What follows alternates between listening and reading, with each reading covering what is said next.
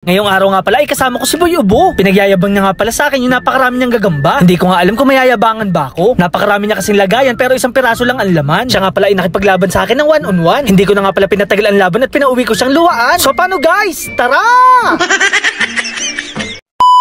Kaya naman isang araw, maaga nga pala akong lumabas para magpagupit. Nagdadalawang isip nga ako, baka bumuhos na naman ang malakas na ulan. Ganda nga pala ako nagbadali at ginamit natin si Itom. So paano guys? Tara!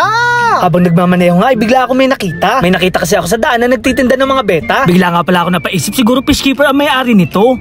Char! Bigla naman lumabas ang may-ari at nakilala tayo. Followers din pala siya at lagi nakasubaybay sa ating mga video. Nakakahiyaman, ituturo niya daw tayo sa kanyang mini fish farm. Bukod nga sa beta, ay nag-aalaga din siya ng mga plati. Meron nga pala ditong kulay itim at kulay puti. May mga beta pa nga dito na kanyang pinagsama-sama. Lahat nga pala sila ay female at ang tawag sa kanila ay sorority. Noong mga panahon nga marami tayong beta, hindi ako nakakaisip na gumawa ng ganitong klaseng lalagyan. Napakaganda pa naman itong pagmasdan at napakaayos tingnan. Katulad ko nga ay nagbibreed din si Jonathan ng mga isda. Meron nga pala ditong tinatawag na red base at napakaganda niya. Ito nga pala ay nag-third place sa contest na kanyang sinalihan. Naking gulat ko nga dahil may kinuha siyang bote sa kanyang estante. Ito nga pala ay lalaki at ipapares daw natin to sa ating mga neon na female. At dahil dyan, maraming salamat nga pala sa tropa nating si Jonathan. Pinapa-shoutout niya nga din pala ang Team Bitagay. Agad na nga akong dumiretso dito sa barbershop para magpagupit. Hindi kasi bagay sa akin ang mahabang buhok dahil kumukulot ang dulo. Gulat nga pala ako sa mga buhok dito dahil sobrang dami. Paldo-paldo siguro ang may-ari nito at sobra-sobra na ang pera. Dito nga pala ako lagi nagpapagupit dahil napakagaling ng barbero. Napakabilis niya din maggupit na parang walang nangyari. Kahit tropa nga pala natin si Mio, kailangan natin magbayad. O diba guys, business is business. Kahapon nga pala ay dumalaw sa amin si Boy Ubo at si Kuya Dugs. Bibisitahin daw kasi nila ang ating mga lagang isda. Kung hindi nyo nga pala na itatanong, si Boy Ubo nga pala nagbigay sa atin kay Bad Boy. Makikita nga pala sa kanilang ulo na parehas silang malaki. Char! Bigla nga pala siya nagulat dahil muntik na maputol ang kanyang daliri. Imbis na tulungan nga, itinawanan pa siya ni Kuya Dugs. Medyo nakakaya nga dahil hindi ko pa nalinis ang ating ref tub. Buong akala ko talaga ay nagbago na si Boy Ubo. Tinapon niya kasi yung pantakip natin sa aquarium.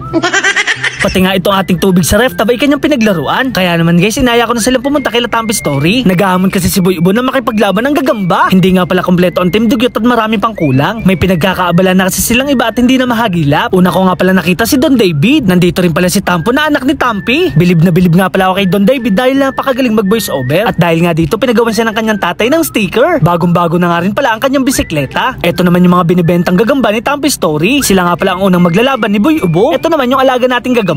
Kung sino nga pala ang manalo sa kanila ay ating lalabanan. Mukhang ready na nga pala yung ating gagamba at pwede na silang talunin. Bago nga ang lahat, ipapakita naman ni Boy Ubo ang kanyang gagamba. Napakarami nga pala ng kanyang lalagyan pero parang walang laman. Ito nga daw pala ay nag-iisa lang at napakatapang. Napakabilis din gumalaw at napakagilas. So paano guys? Tara!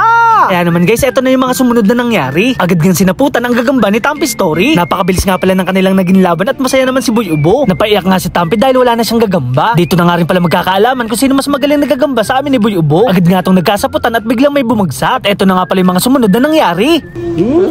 Uy, patay na.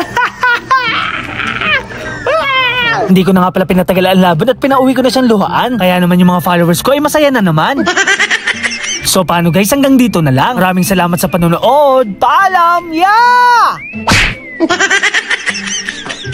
Guys, may ipapakilala na naman ako sa inyong bagong laro. Ito nga pala ang 7s.com. Katulad nga ng mga casino games, napakadami dito pwedeng laruin. Merong Super Ace, Fortune Gems at Golden Empire. Sa unang deposit mo pa nga lang ay makakakuha ka dito ng bonus. Sa pangalawa, pangatlo at pang-apat. Kanina nga ay napakaswerte natin dahil nanalo na tayo ng 9,000 pesos. Bali guys, maglalaro nga pala tayo dito ng Super Ace. Ayan. Magbebet nga pala ako ng 200. Tapos pindutin lang natin tong gitna. Sana manalo. Uy, 280. Uy, 400. Wild. Uy, 160. Wild ulit. Uy, 450. 40. Wild. Uy, 480. Uy, 10-8. 10-8 guys, oh. Uy, wild. 1,000. 1,000. 12,000 na guys. Ulit panalo natin. 450. 450, grabe. Uy, 1,600. Ito na. Uy, super win.